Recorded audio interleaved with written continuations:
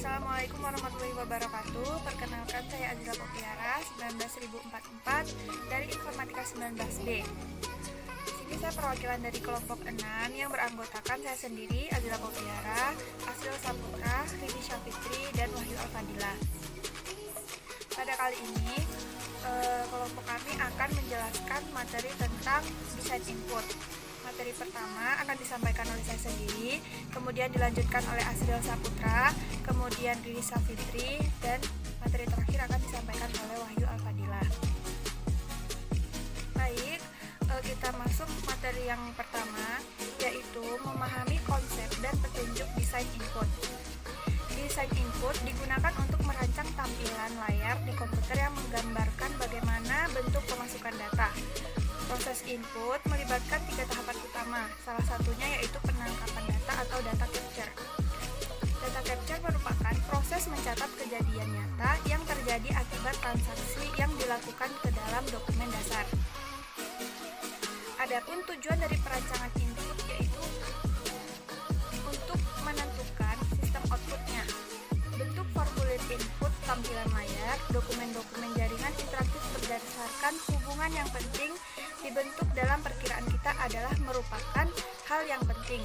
Dengan berusaha membuat sistem input yang dibentuk secara bagus, analis menyatakan bahwa input yang buruk mengundang pernyataan tentang kepercayaan terhadap keseluruhan sistem. Kemudian, adapun tujuan desain input yaitu yang pertama, membuat penyelesaian input yang mudah dan efisien. Yang kedua, menjamin input akan memenuhi tujuan yang diharapkan. Yang ketiga, menjamin penyelesaian yang tepat. Yang keempat, membuat tampilan layar dan formulir yang menarik. Yang kelima, membuat input yang tidak rumit. Yang keenam, membuat tampilan layar dan formulir yang konsisten. Kemudian, ada 4 pedoman untuk membuat formulir yang perlu diperhatikan. Yang pertama, membuat formulir mudah diisi. Kemudian yang kedua, memastikan bahwa formulir akan memenuhi tujuan yang telah dibuat. Yang ketiga, membuat formulir yang memastikan penyelesaian tepat. Yang keempat, buatlah formulir yang menarik. Aliran formulir. Kemudian 7 bagian sebuah formulir. Teknik ini dalam membuat orang mudah mengisi formulir secara benar adalah dengan pengelompokan informasi secara logis. Adapun 7 bagian tersebut adalah yang pertama judul, yang kedua pengenalan atau identifikasi dan jalan masuk atau akses, yang ketiga petunjuk-petunjuk atau disebut dengan instruksi, yang keempat badan, yang kelima tanda tangan dan pembuktian atau verifikasi, yang keenam total, yang ketujuh komentar.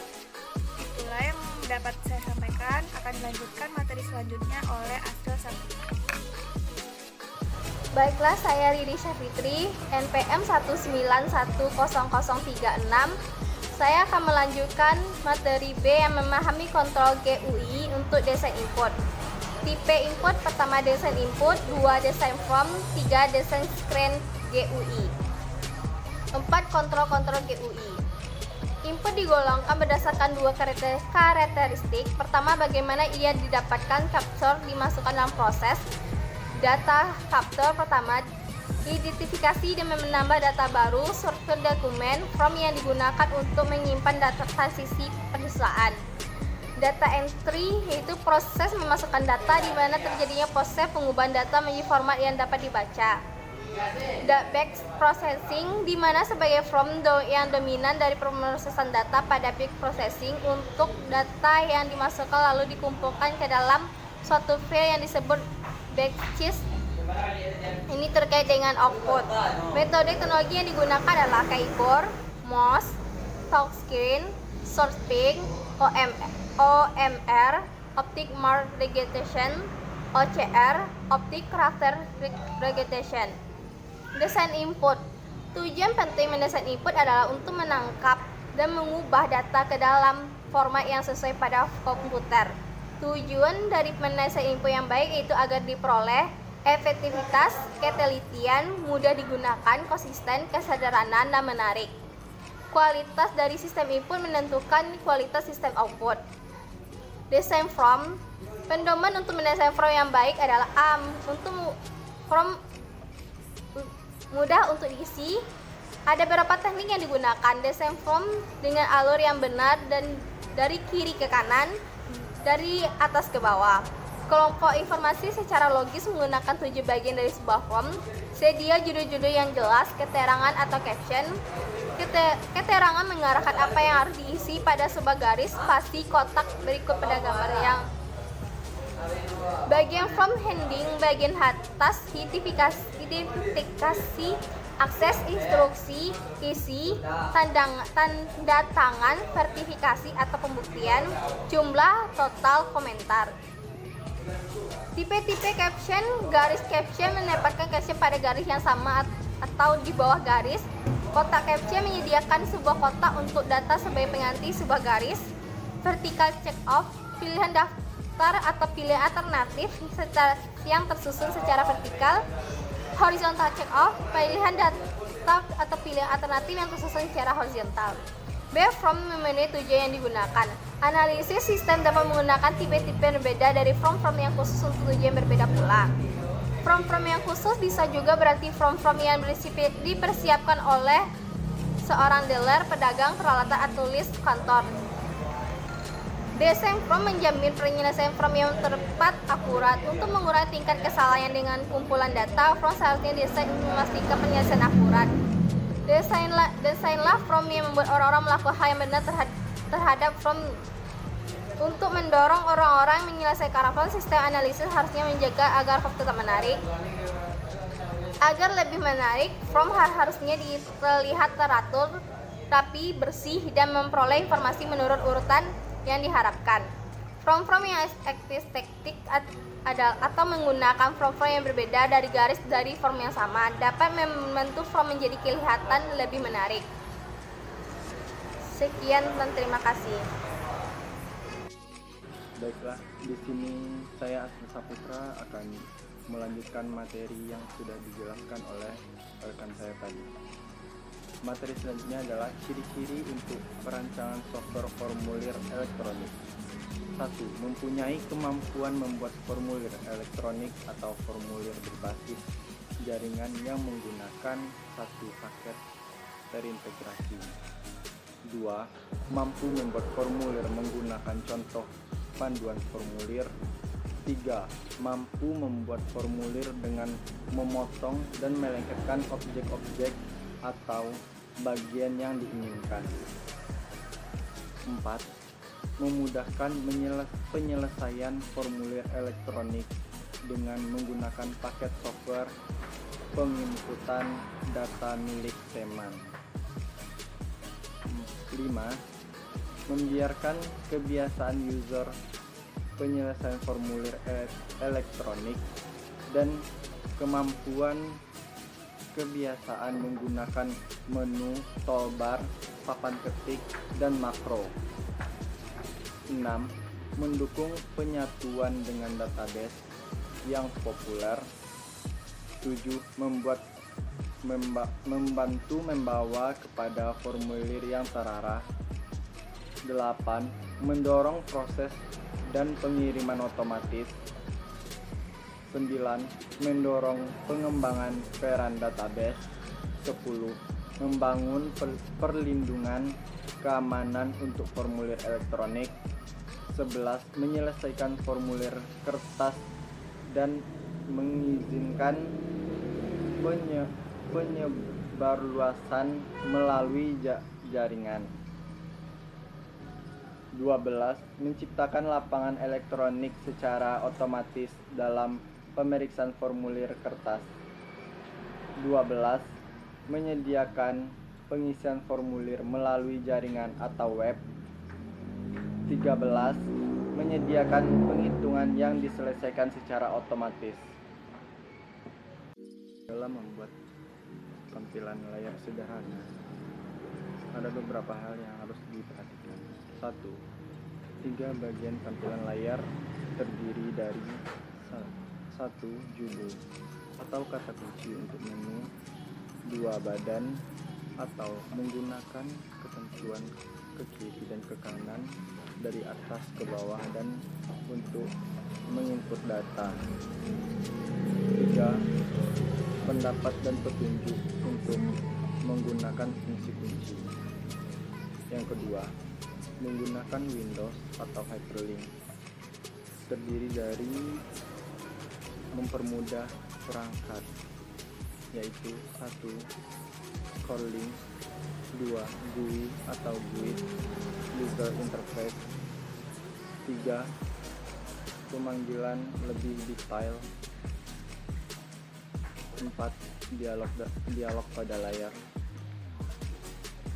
Selanjutnya, perancangan antarmuka dengan grafik, terdiri dari 1. Kotak teks, 2. Kotak penanda, 3. Tombol pilihan, 4. Daftar dan kotak yang memanjang ke bawah atau drop down, 5. Tombol peluncur dan berputar, 6. Peta gambar, 7. Area teks, 8. Kotak pesan, 9. Tombol perintah, 10. Kotak dialog, start control, 11. Menggunakan warna dalam rancangan layar. Untuk melakukan hal di atas dapat dilakukan dengan interface Microsoft Access, Visual Basic, dan lain-lain. Contohnya dengan Microsoft Access, bisa dilihat pada makalah. Selanjutnya, perancangan halaman interface dan internet. 1. Penggunaan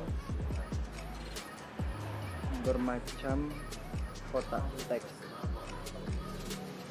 tombol teks menu drop down, kotak pilihan, dan tombol radio untuk memberikan fungsi yang spesifik dan untuk menciptakan ketertarikan dalam formulir tersebut. 2. Menyediakan instruksi yang jelas karena penggunaan web bisa jadi tidak familiar dengan istilah atau komputer. 3. Masukkan tombol radio ke atas user harus memilih satu jawaban. 4. Letakkan kotak pilihan untuk memudahkan user menunjukkan apakah kondisi tes benar atau tidak. 5. Demonstrasikan sebuah masukan logis lanjutan dari formulir isian, khususnya karena user perlu memutar ke bawah ke satu halaman yang tidak terlihat. 6. Siapkan 2 tombol dasar pada tiap formulir isian web. 7. Buatlah sebuah layar arus balik yang menolak kepatuhan pada sebuah formulir kecuali file yang bersifat perintah telah diisi dengan benar. 8. Sediakan kotak teks yang menggulung pada suatu saat ketika Anda tidak yakin terhadap berapa luas file yang diperlukan oleh user. 9. Jika formulir tersebut cukup panjang dan user harus menggulung terlalu banyak, bagilah formulir tersebut dengan beberapa formulir yang lebih sederhana pada beberapa halaman yang terpisah. Sekian dari saya.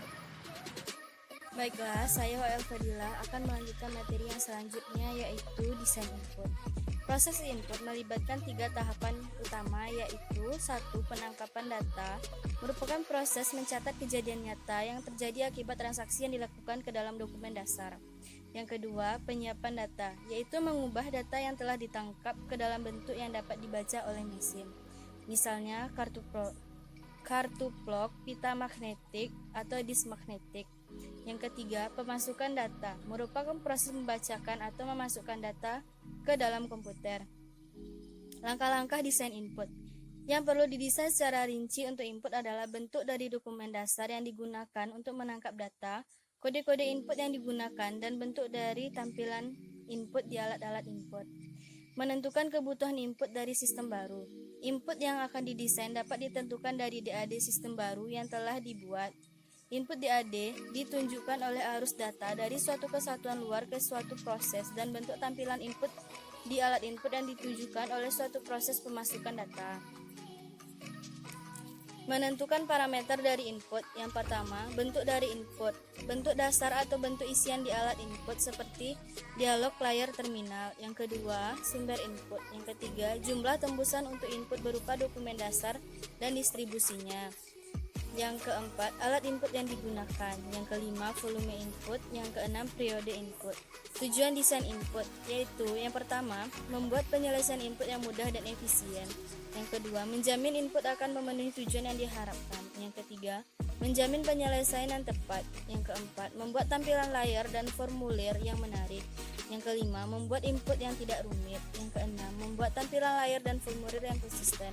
Baiklah, hanya itu materi yang saya sampaikan. Kalau ada kesalahan, saya mohon maaf. Baik, itulah hasil presentasi dari kami. Semoga bermanfaat. Dan kurang lebihnya kami mohon maaf. Wassalamualaikum warahmatullahi wabarakatuh.